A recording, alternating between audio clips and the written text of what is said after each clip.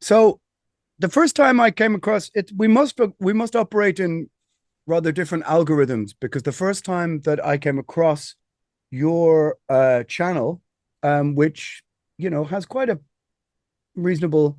I mean, you've got over what I think it's like 12,000 subscribers or something, and you've got you've got a couple of big hitting videos on there. Was when you were discussing some issues of culture war stuff and masculinity in your podcast, and my algorithm obviously went, "Hey, moron, you might get into these ones," which is kind of unusual. But before that, I hadn't heard of your channel until I watched those videos, and I thought this is interesting because very often, an awful lot of the heavy metal YouTubers avoid talking about those kind of issues. Now, there are things I've always talked about in my podcast, but I suppose I'm coming from more of a well, it's a obviously being Irish and being European, but also there's a kind of black metal sort of vibe going on to some of it. And I've Primordial's always been a bit about history and politics and culture. But I thought it was interesting that you're sort of mixing it up in that respect as well. But did you start off the channel with those things in mind or just slowly introduce them? Yes. So I've always been really interested in philosophy, and if anybody is coming over to your podcast to hear me here from my podcast, they'll have heard me tell this story a million times. But Sure. I had on a guest. His name is David Burke, and he is a PhD candidate in metal studies. So of course I wanted to talk to him. Metal And studies. Wow. Okay. yes, Where, I had the same reaction. I was like, that's a thing. yeah. What did I go to college for business for like a moron? So his thesis that he's writing his uh, final paper on is that all metal is basically an exercise in existentialism. And so when I read that, I was like, nah, because there's metal is such a diverse type of music. So I was like, nah, no way. I read his stuff and he completely convinced me. So long story short, my original plan was I'm gonna talk about bands and then sort of tie it in with different philosophers. Like maybe I'll talk about Heidegger this week, or well, he completely ruined that for me because once I realized that indeed his thesis holds weight with me, it's like, well, okay, like there's only so many times I could say, well, we're all gonna die, and that's why we like metal. Uh, and I also realized I only have so much to say being a novice philosopher myself. Hmm. But the main to answer your question, the main reason why I wanted to do it this way is number one, those are my two big interests in life is metal and philosophy. But also, if I figured if I'm gonna do this thing, I want to try to do it well. And in order to stand out, all the other YouTube metal channels are just doing reactions Yeah. or reviews, and I'm not hating on them for doing that. I just wanted to differentiate myself. Yeah, I mean, it's interesting. Over all the years of playing in the band, quite often I've taken part in people's thesis. Is thesis the multiple of thesis? I don't know, but in answering questions about because Primordial's always been about culture and history and that kind of thing. So I get very often, can you answer 10 questions about the relevance of, let's say, you know, femininity within Celtic mythology as represented by your songs or something like this. And so people want to know about how this relates or distills through Irish culture, or they want to know about the IRA or terrorism or Irish history or something like that. So very often I've answered those questions. And also the metal ones, as you say, is metal, are we basing our entire existence on existentiality? I'd have to really contemplate that. But I suppose there's not much point in talking about, third hand thesis that people don't know. But it's sort of interesting. I think you're right in the sense that I started to do the podcast more or less 1 week into lockdown. And I thought, okay, this will be a form of therapy and a form of still having something relevant to say to people. And then it began to take, on a kind of life of its own and an audience of its own. And people were quite thankful that there was somebody within the metal scene who was in a band who wasn't just sort of towing the mainstream narrative. And so I created my own sort of audience out of that. And it wasn't a grift or anything like that because it was just that was genuinely how I felt. But have you found that people who reacted to the initial videos, I noticed it. I think the most popular video you have is one with Sleep Token, right? Yes. Yeah, that's kind of how it goes, isn't it? If you pick the big thing, it gets the big reaction. But have you found a knock-on effect from the kind of people who came to the channel because of that, who are then staying to listen to some of the more philosophical stuff?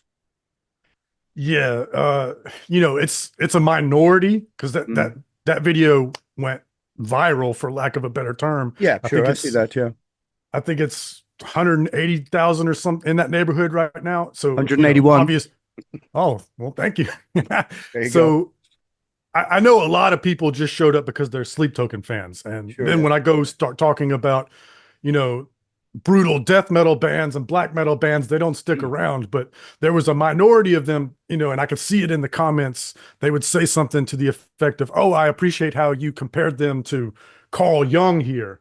And then they found value in some of my other videos, but it's definitely a minority. Well, I'm gonna read you something here from. I was reading your essay, which was, and this is kind of how I sort of was introduced to the channel, but also how we started to message each other. And I think it's very, I think it's pretty salient stuff. I think it's pretty important stuff because we were talking about masculinity and masculinity within metal, and we had a few, I think, diverse opinions about both. But you've written, I'm not going to read you the entire end of your essay, but so with that illness now diagnosed, this is the perception for a cure for your New Year's resolution. Go out into the world, turn your man cave into a shop, a studio, or a studio, which I think is super important. I think that that's something that lockdown really should have taught people, to try and create something positive from this situation. But cultivate a skill and build or create something. Lead your community in an effort of improvement. Coach young girls and boys in the sports you love. Very important. I'm banging into sports.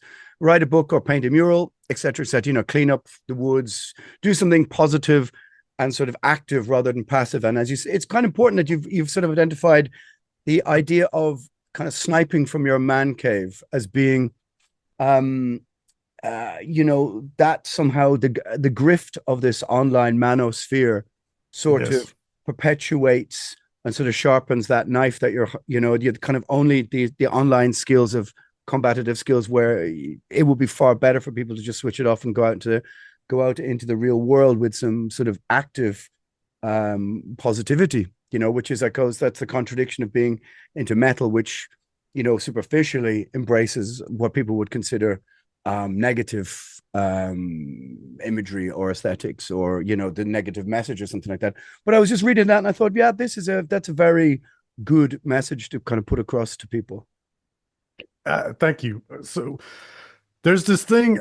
I don't know how it is in Ireland, but here in America, for sure, there's this thing where the male identity has this sort of image, and I think it's a shortcut to masculinity. So there's a lot of guys here who have built their man cave where they can go hide away from their wives and children Yeah, yeah. and drink beer and watch football. And if you look at the walls, there's a bunch of posters of pro football athletes and their insignias and their championship, the accomplishments of other men. And Interesting point. so Yeah, yeah. and so then when we watch sitcoms and they make buffoons of the male father figure, he's always the idiot, always making the mistakes. The wife always has to clean up his mess. The men feel under attack, but in my personal experience, society has done nothing to prevent me from expressing my masculinity. I do whatever I want, whenever I want. It's making fun of that man cave sitcom dad. Well, that guy should be made fun of. Get out into the world and do some things. Get your own accomplishments. Lead your community. That's to me what being a man is. I think you're right. I also think that one of the things that I've kind of made intellectual peace with without sounding over the top or something is the idea that both of these things can be true at the same time. That one Yes. that you can be entirely right about your observation, but also at the same time we can observe in broader society or culture a sort of a kind of many pronged, I'm not going to use the word attack, but there is most definitely a sort of move in Western society to, I think, to categorize what once would have been standard forms of masculinity as toxic masculinity, or to Yes. see young male behavior as being something that is removed from early classrooms. Or even how we got talking, I think, was also about the lack of rock or metal in the mainstream. And I think part of that, if you distill it down, is a reflection of the idea that the masculine process of being, let's say, in a gang.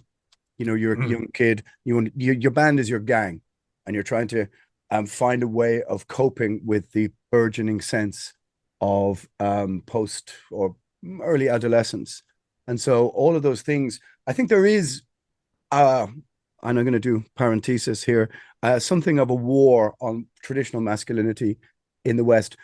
But I think the answers, as you've pointed out in your article, are the grift, or the grift of the manosphere, where actually simple solutions, like, as you say, going out and doing something positive in your community, will be far better. But that doesn't mean there isn't, there isn't a sort of move in academia or in broader culture or in advertising or marketing or whatever against masculinity and traditional forms of masculinity. I would kind of think that both things are true. Yeah, I agree. What comes to mind is there was a Jezebel article or something. It was talking about how many uh, amongst the people that go to the gym a lot, how many of them are, Nazis or whatever. And I was like, oh, come on.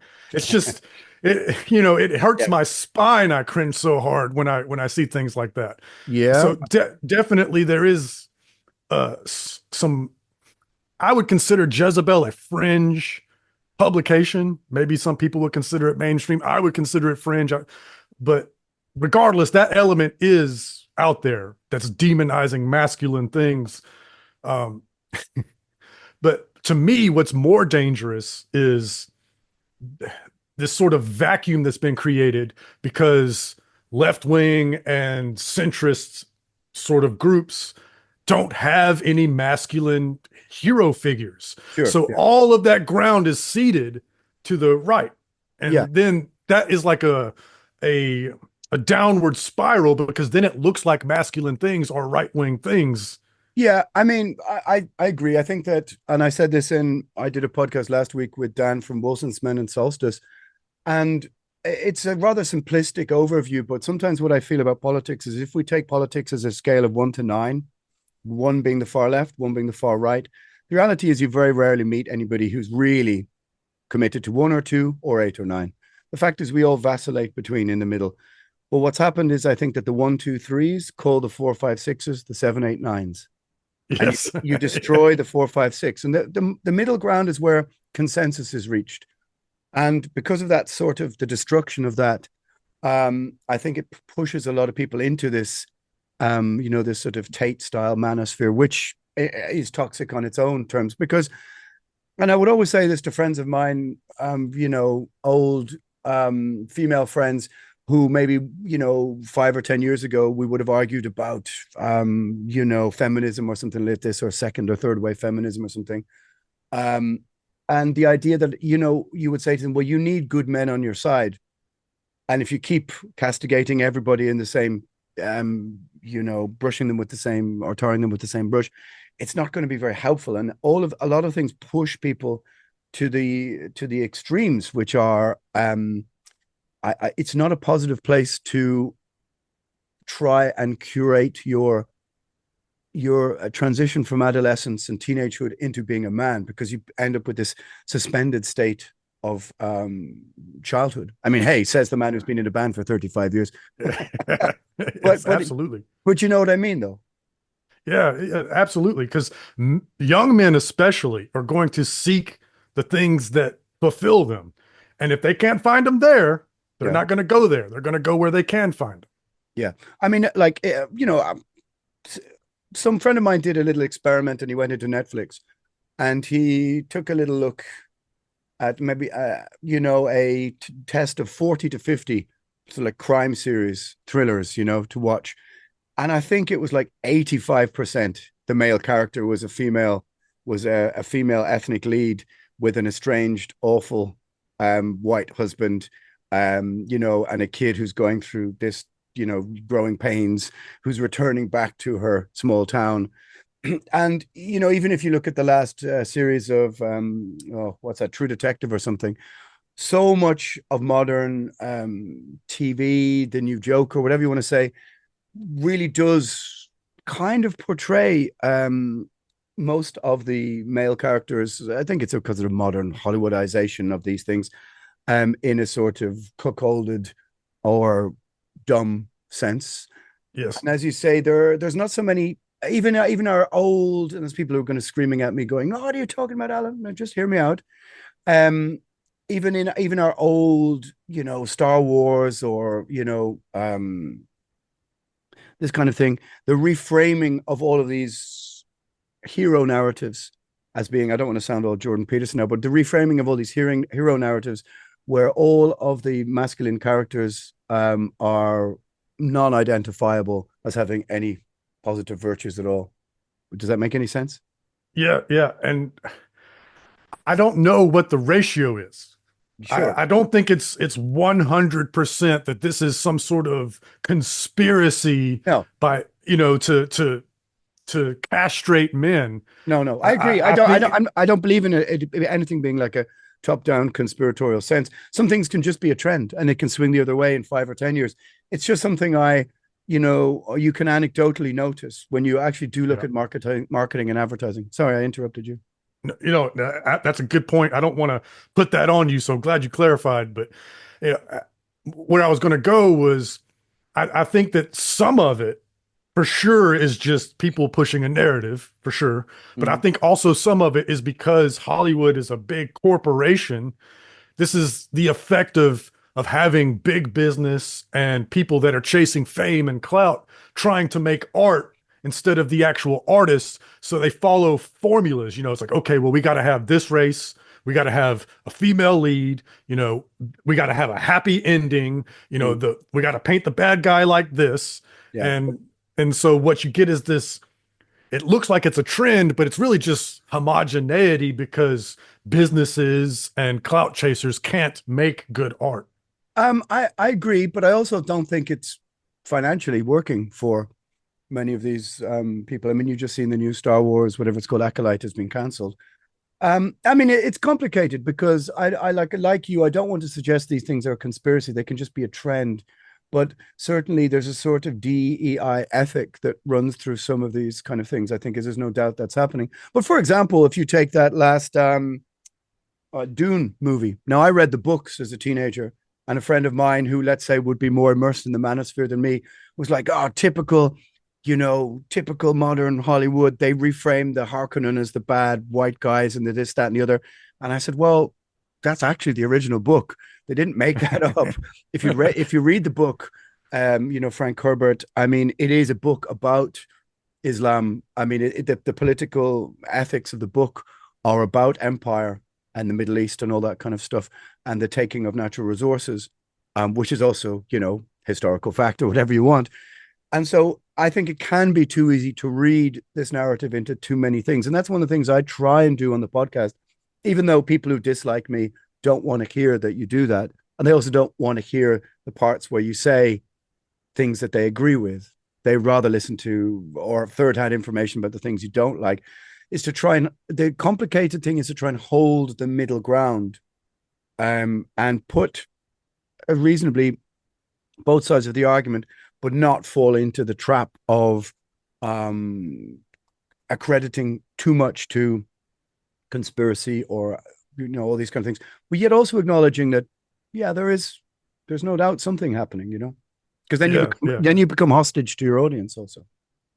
That's right. And also you can't make any money if it's like, well, this is just kind of a knock-on effect of this or that. You have to frame it as, well, they're out to get you. Yeah, totally.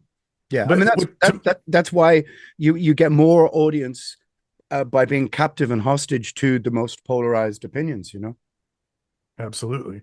And as far as the manosphere is concerned, I find that particularly entertaining because it's like, okay, are we victims? There's a little Man-O-War symbol for you there. Let me just clear that up what I was doing. It's like, are we victims as men, or are we men? Which message are we doing here? Yeah, yeah. No, I think that's true. And like I said, I think that there are elements of both things that can be true. And that's what really pisses people off on either side of the debate who want to frame you as one or the other. If you go, well, actually, probably the truth is sitting somewhere in the middle. It's a bit of column A and B and a bunch of other columns. But of course, that's not a handy bite-sized takeaway, you know? But so is there any other subjects you found that you've been doing? And I'll post links to it underneath for people who don't know your stuff, but I found it very thoughtful, you know. Like the recently you're moving into a bit of the culture war stuff. You did one which in the last few months, I think. Did you find more pushback in the comments, or what kind of thing did you find? Oh yeah, oh yeah, for sure. Right. Yeah, like I said, I'd watched the video about the culture war stuff. I don't know, eh, you know, discussing Kyle Rittenhouse is going to get you into probably into more trouble, you know, but we can discuss that culture war thing if you want, you know. Yeah, I think that's a great example of what we were talking about earlier about how people can't handle two things. Hack a fucking pain in the ass. All right. So let's do it. So I mean, you found some pushback in the culture war stuff when you did that last.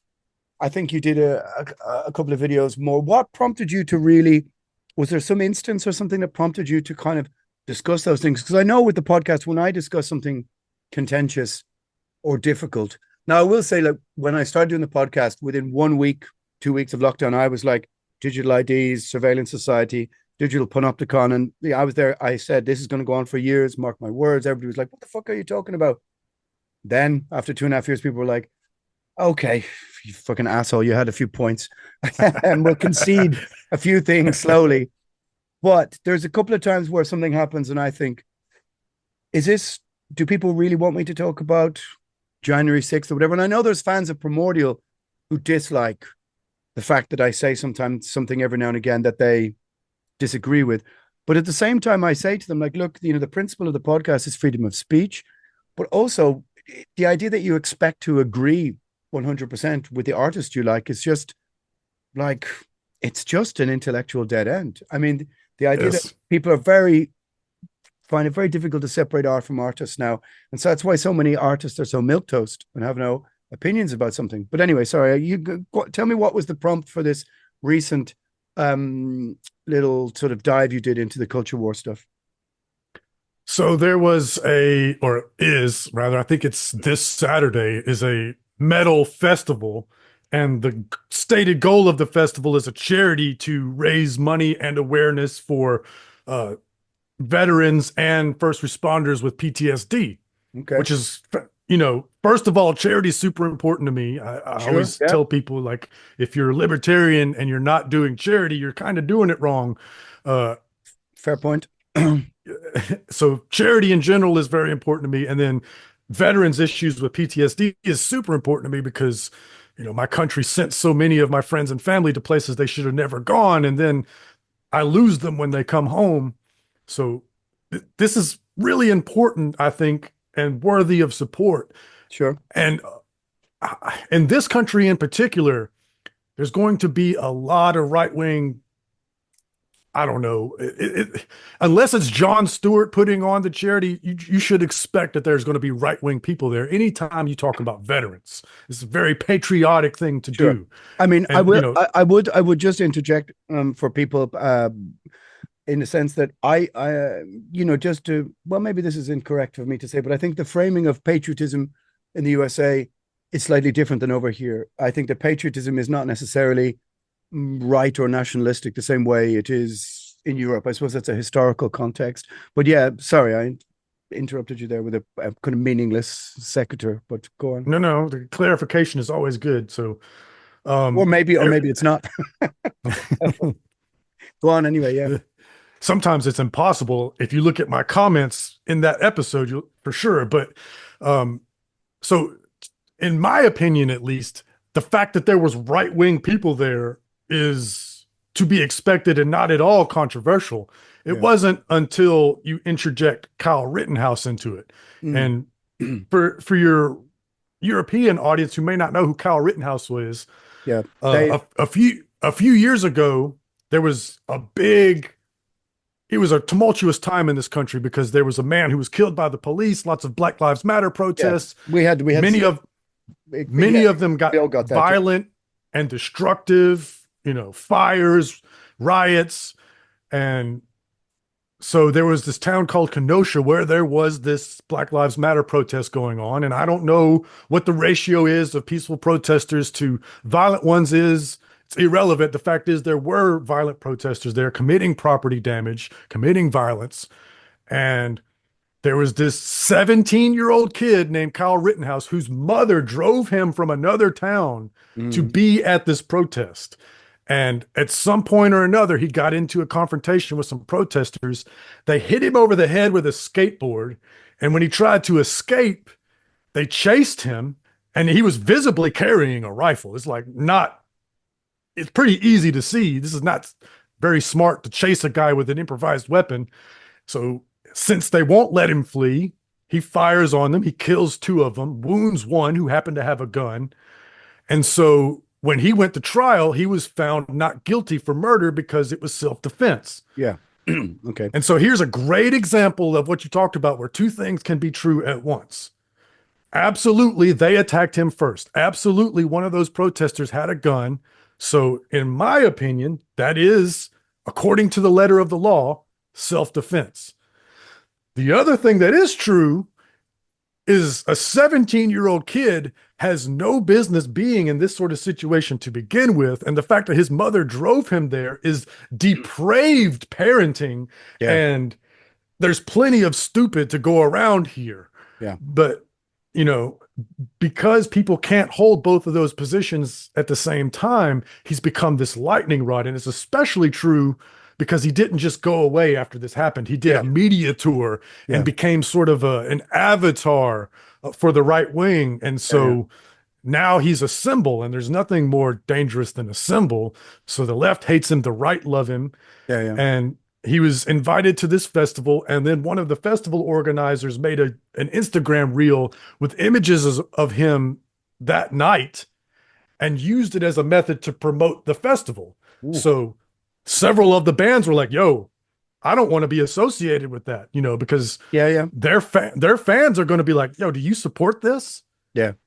It's just bad business. And so they pulled out. And now, of course, the one side is saying, well, this is censorship. What happened to freedom of speech? And the other side is saying, yeah, but why did you bring him here? Like, what happened to freedom of association as well as freedom of speech? Yeah, this is very wow. There's a lot to unpack in that, in what you just said. I mean, it's not simple, and people want it to be simple so badly. Yeah, I mean, I think that for a country like Ireland where the police don't even carry guns, it's in our constitution that the police shouldn't be armed. Irish people don't have guns.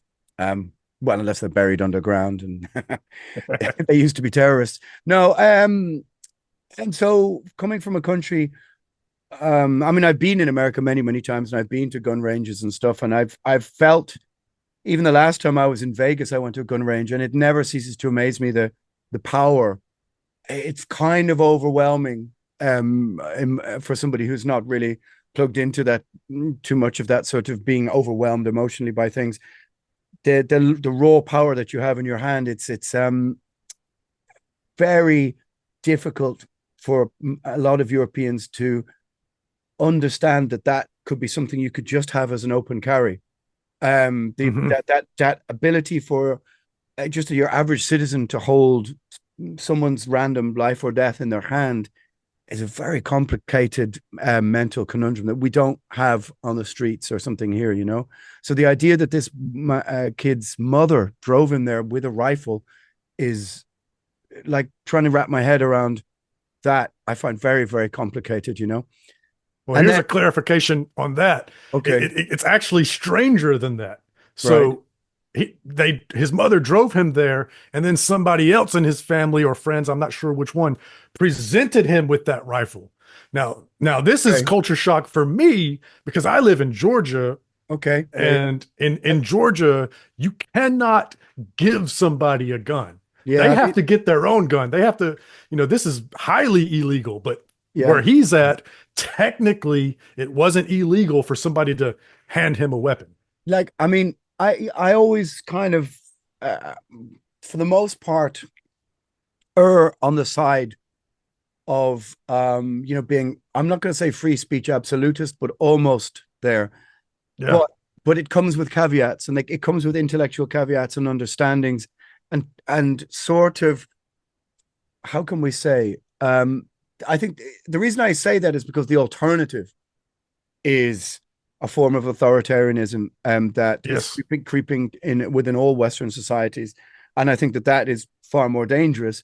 Of course, it's not an either or, but the idea that somehow using images from that to promote a gig that yeah, I don't know. I mean, it's, I find that a bit like, are you trying to sort of trigger this reaction in people? Would the gig have done fine without that sort of Yeah. clipped up montage? Or is it somebody who's just not thinking, or is it somebody who's deliberately trying to court controversy? It's quite yeah, as like I said, from somebody who comes from a city in a country where we don't have this issue. I mean, I've been in America so many times. And I remember once we played in fucking somewhere in the Pacific Northwest, and there was a fight outside between two people right outside the venue, and I was standing at the door of the bus, and this guy pulled a gun out to the guy's head, like literally 5 yards in front of me, but then fired it kind of sideways into the pavement. And the noise, like I guess to deafen the guy or whatever, and then he got on a bicycle and fucking cycled off. It was the oddest thing. And I was just there like just sort of broke my brain. I was like, what the fuck is going on? So it's a, I suppose it's a culturally sensitive issue to have an opinion of from here, but that does sound fucking mental. And you could see, I can see why some bands went, nah, don't want to be associated with that. But having said that, if they'd already agreed to play a veterans gig, maybe it's to be expected that, there would be obviously veterans there and people connected to that sort of patriotic movements. But I suppose you don't expect them to invite Kyle Rittenhouse. But maybe what people are mad at is the fact that the more mad at is the celebrity, sort of like media tour that followed that, which feels a bit like a grift. Yes, absolutely. And then after we heard this kid speak, it turns out he's just a kid. Yeah. He's not some intellectual titan. He doesn't No. have this magnanimous personality, but people that stand to profit from him have turned him into a symbol. And Mm. so the mere mention of his name just Yeah. turned my comment section into a cesspool, and Yeah. I deliberately did not relitigate the case. My point was the festival shouldn't have done that. I Yeah. deliberately didn't say whether or not he was guilty or not. And Yeah. Yeah. yet the comment section is full of, what, you don't believe in self-defense, or he's a murderer. Yeah. You know, Yeah. nobody cared about the actual festival part of it. They just wanted to argue about Kyle Rittenhouse. Yeah. I mean, something similar happened to me. I attempted to do a sort of timeline discussion. Well, not really a discussion, a timeline um sort of monologue about the history of the Middle East, or at least, between Israel and Palestine, and, the Balfour Declaration and all this kind of stuff. And instantly, of course, the comment section just turned into a free for all. Despite the fact that I was trying to be non-partisan, I was actually trying to make a historical podcast, because I found too many people I knew were falling for emotionally charged arguments. And that's one of the things I prize kind of above everything, is the stoic ability to be absolute, try and be dead-eyed in when dealing with everyone who's sort of seems to be emotionally engaged in a debate, to try and cut straight to the logical part, which creates enemies for you, because people think you don't care about these things. It's not about caring. It's just, this was a podcast where I thought, okay, maybe something to be learned from understanding what the timeline is. Nope. Just people wanted to tear strips off each other. So I just closed down the comments. I was like, you know what? Well, fuck you all. Just take it as a monologue. But you left them open, and what was the result? It was not it was stressful, you know. Yeah. I pride myself on having thick skin, Yeah. so insults don't really bother me. And in fact, the good ones. One moment, somebody's trying to call me. No problem. I'll do another Man of War symbol in the meantime, in the embrace of toxic masculinity from 1983. Or sorry, go on. So, I, what I was saying was I pride myself on having thick skin. I don't mind insults, and the good ones I actually find quite funny. You know, I like roasting, being roasted, all that sort of stuff.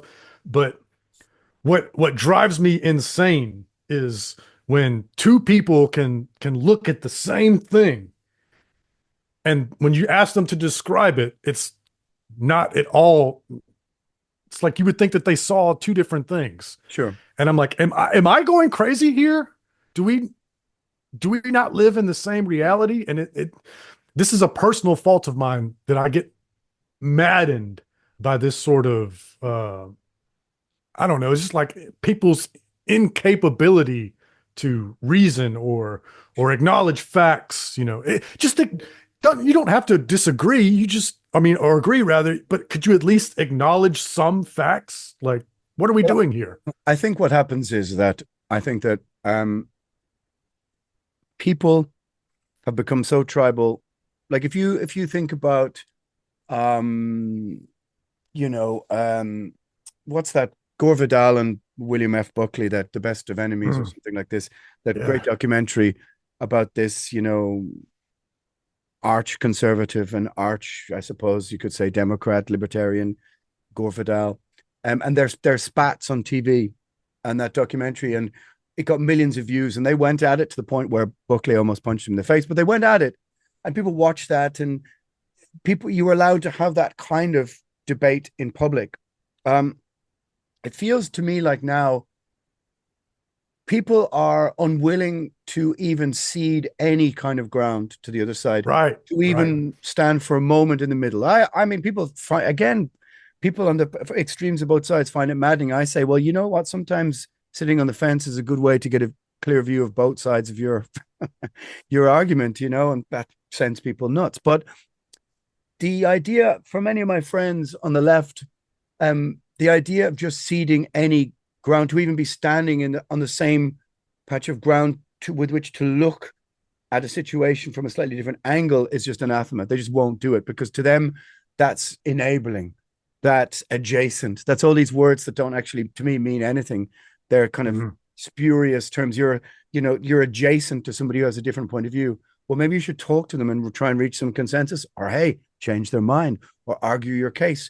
But seeing as words are violence and everything is about safety, if you portray the opposite side as the most extreme point, and this stands for both points of the argument, then you don't have to debate them. So no consensus is ever reached. And your average person is standing in the middle going, wait, what the fuck are you both shouting about? Can we at least have a talk about consensus, and, or, you know, reaching some consensus in the middle? So I think that's what it is, that many people, they don't want to hear the argument that perhaps this was justifiable self-defense, or if you change the colors around in the argument, maybe it's a different kind of protest, and the kid does what he does, they change their opinion. 100. And all you have to do is just put people wearing a different football jersey, basically, and all of a sudden it's a touchdown or not a touchdown. See, I'm using your sporting vernacular. Instead of a goal. Yeah, there you go. And that's just not logical. That's not that's not logically or intellectually consistent. But then again, I suppose that's not what it's about. But also, if you know, for many of my friends on either side, ceding any ground to the other just feels like you know, you've taken the L, you're losing.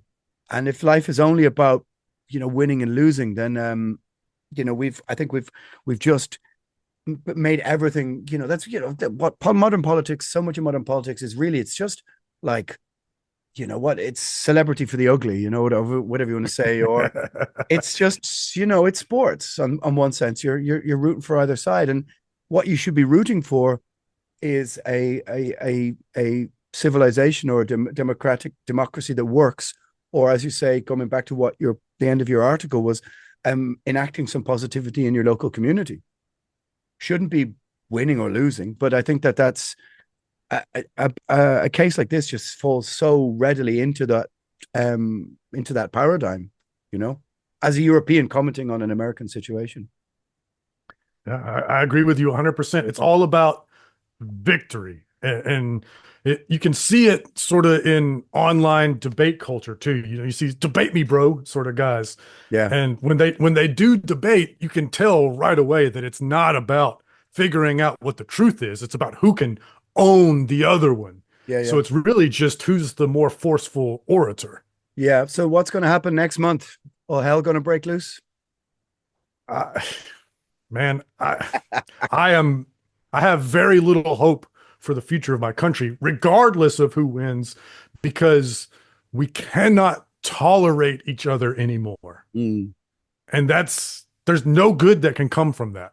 You yeah, know, it's either the one side views the other side as they're either going to turn this country into the Handmaid's Tale, yeah, or the other side's like, well, they're just going to, you know, crop dust us all with trans juice and turn us all gay, and it's just, yeah, and so each side is the great evil. It's no longer about, well, I think the tax rate should be 34% and I yeah, think it should be 39%, yeah, you know, or I think we should do zoning in this sort of way. yeah. Government is no longer about No. any sort of uh, management. Yeah, well, we're living in a sort of form of tyranny of the minority, in a sense, and I don't mean that in the sense of minorities. I mean in the sense of the most extreme voices on either side have the bullhorn alternately and scream at each other. With your average people in the middle are just, again, like I said, a bit of this, a bit of that, a bit of the other, but just want to be left alone and try and bring up their kids or try and, you know, live a reasonable life and have a job and all this kind of stuff. They're not interested in the sort of polarized extremities of the debate, but those are the people who, through, you know, the evil of social media, have been able to garner the biggest and the loudest voices and the loudest following. I mean, I say this in the podcast repeatedly. Moderate woman who says, you know, or let's say logical woman who says moderate thing. Nobody reads that article. That's Nobody right. reads that That's right. story. No one cares, you know. Yeah, and also the unfortunate thing for us is a bad luck of human nature. Those minorities on the extremes you talk about, those are the ones that are willing to fight. Yeah. People in the middle don't want to fight. They just want to get along, you know. Yeah. And so they get run over. I think I really, they also find the terms of the war exhausting because yeah, they absolutely absolutely. are, you know.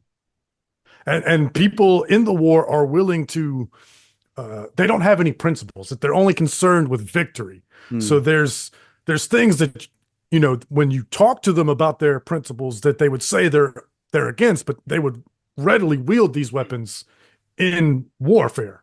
Exactly. And that's one of the principal hallmarks of the veering of society into some form of authoritarianism. I mean, you know, I always say this in the podcast, but it's like Voltaire, or I think it's Voltaire, is, you know, you must defend the rights of the people you disagree the most vehemently with.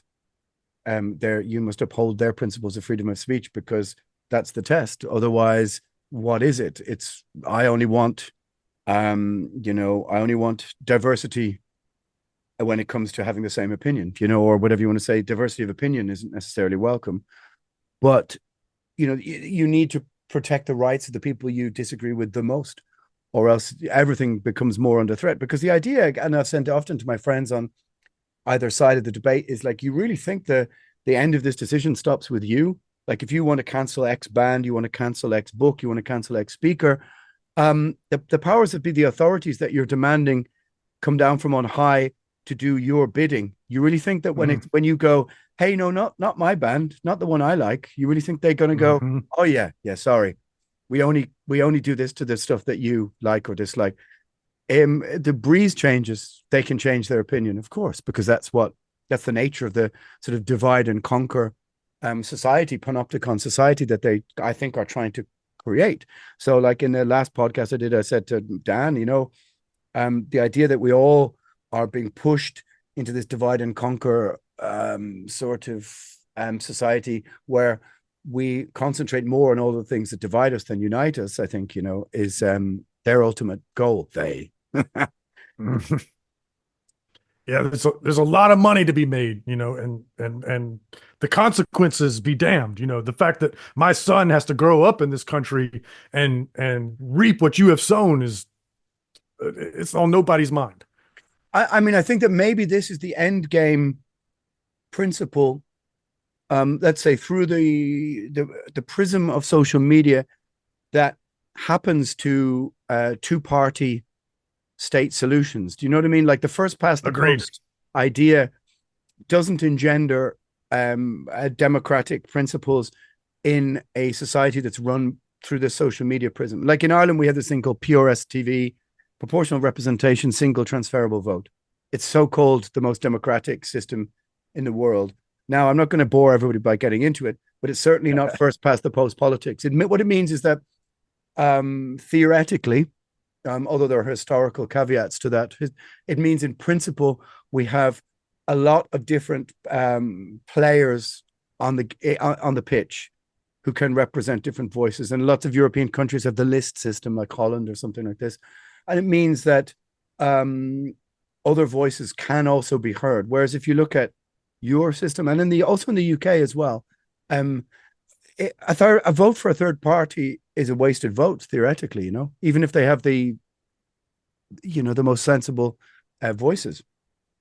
Agreed. And so people are sort of flabbergasted that our politics is the way it is, but really it was inevitable because of the two-party system and because we've constantly over generations and generations voted for the lesser of the two evils. Well, when you vote for the lesser of the two evils and you only have two choices, this is a furious race to the bottom.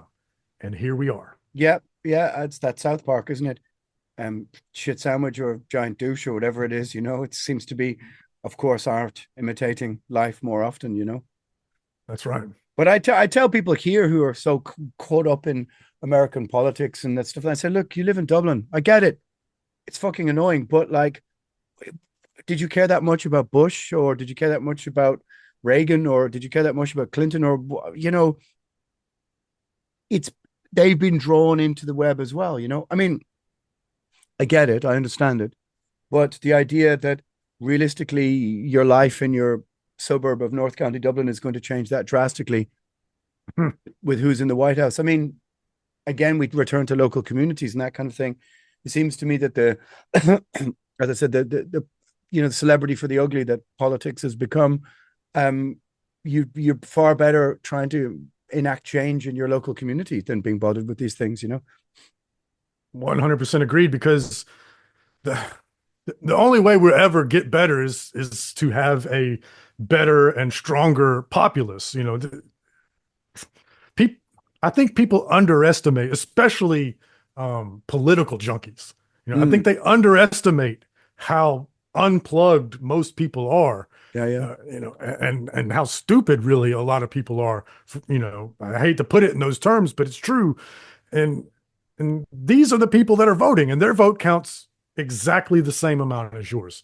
So the only way to get better politics is to get better voters. And we certainly can't count on the national government or the media to accomplish that. That can only be done locally and become an emergent sort of thing. I mean, my sense is that is true. My other sense is that for the last, let's say 10, 20, maybe post fall of Berlin Wall, post fall of communism, Western societies, is the movement of what would be now considered transnational corporations or multinationals to have hollowed out the power of the nation state and its sovereignty and their ability to resist.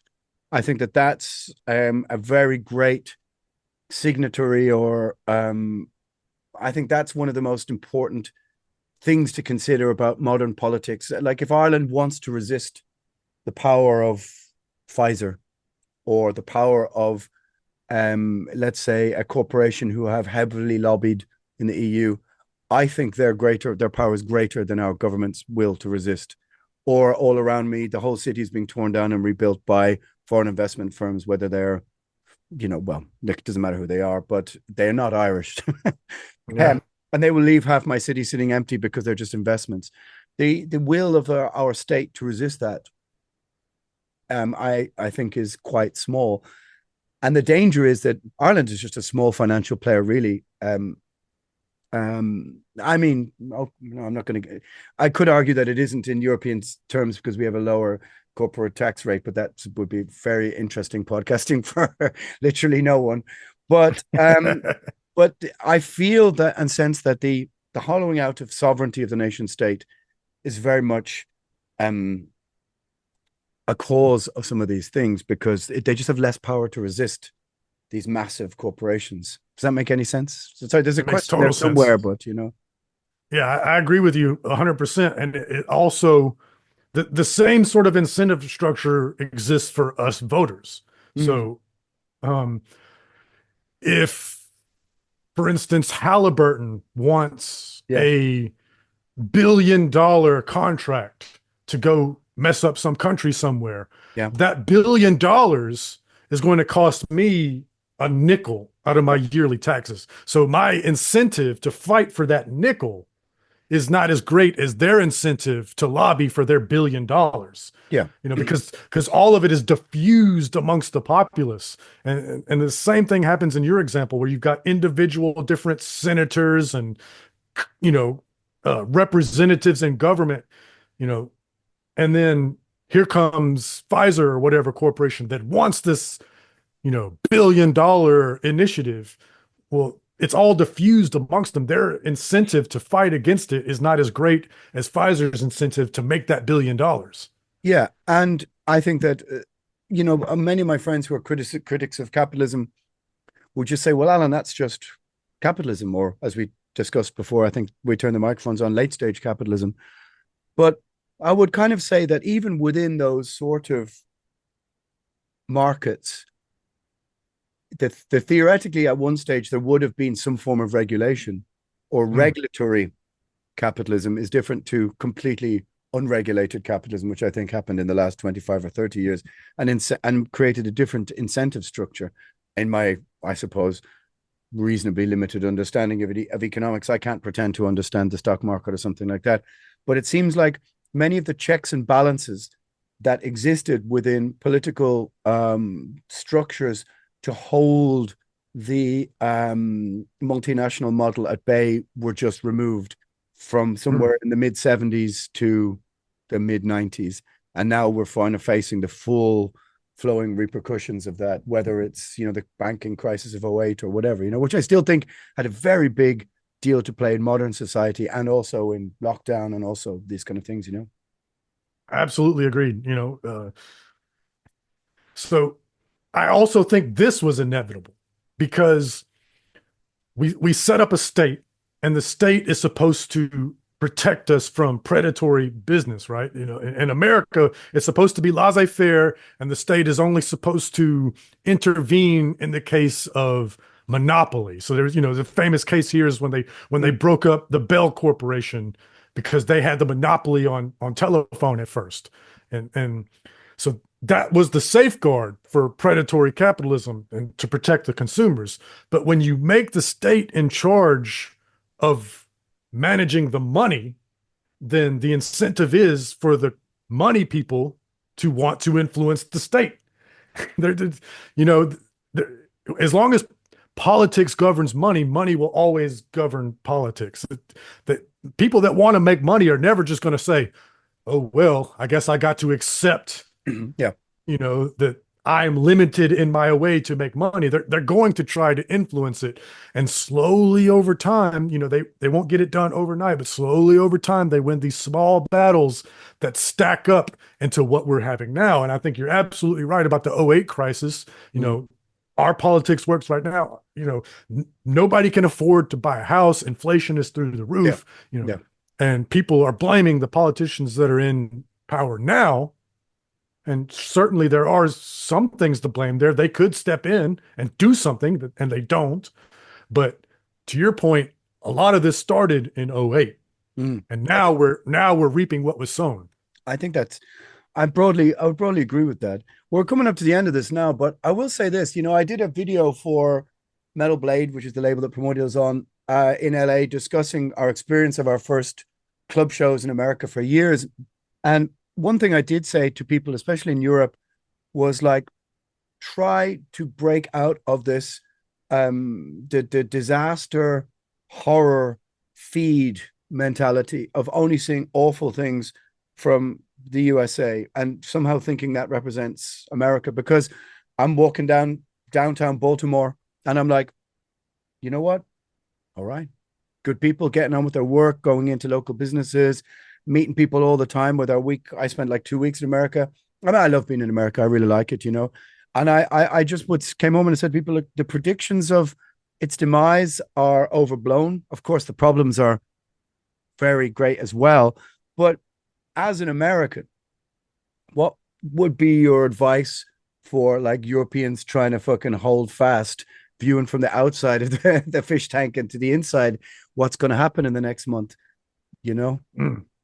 So it's interesting because Baltimore has a reputation here as one of the more dangerous cities. Yeah. And I can see where I can see that. But, you know, I saw an improvement going to Maryland Death Fests this year than being there 10 years ago. I certainly saw an improvement in the streets. Oh, yeah. Oh, yeah. No problem. DC has come a long way. Yeah. So the predictions of its demise, I'm not going to, obviously, you know, it's a small sample measure, but all that week I met good people getting on with being, you know, just their lives and doing their stuff. And everybody's, of course, is super helpful and friendly and whatever. But I think next month people are going to start to lose their minds over being, they forget that their algorithm is feeding them the things that they hate and fear the most. It's propagandizing them and constantly giving you, you know, kind of bad news, because who's interested in good news, you know? Yeah, yeah, absolutely. I hope you're right. I hope it dies down after the election. I feel like it's kind of a powder keg. To your point, what I would say to Europeans is America is an enormous country. Yeah. It takes an unfathomable amount of time to drive from one coast to the other. It'd be like driving from the tip of France to Moscow or something. It's, you know, I don't even know if my scale is right, but I mean, look, if you flew over to Ireland, right, and you got here tomorrow morning, we could drive to the top of it for dinner. Like, you know what I mean? We could drive to the top in 5-6 hours, you know.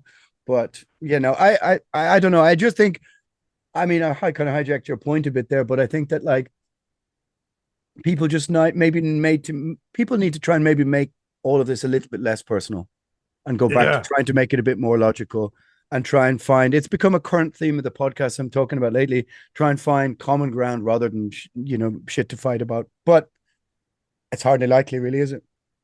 That's right. Thank God for metal is all I can say. It seems to be like one of the few things we have left where we can do that. Thanks Satan for metal, we have to say. Yeah. All right, let's stop it there for a moment.